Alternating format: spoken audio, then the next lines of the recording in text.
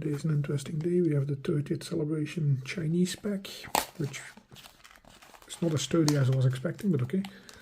I'm sure there's a better way to open these, but this is the first one anyway, so it doesn't really matter. We get one booster pack, which has, I think, 4 cards inside. Oh, nice. Very nice. Quite nice.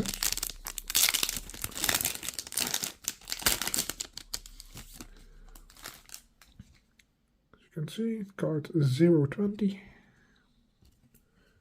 My sleeves. Grab a sleeve quickly.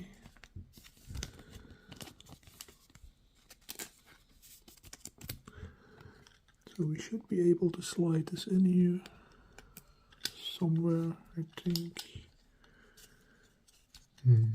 Might take some getting used to, because this opens, but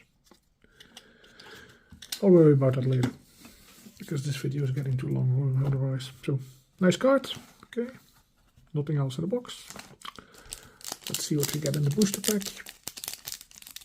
Not sure what set this is, but CSV8C. Might have to look that up later to figure out. Come on. Yep.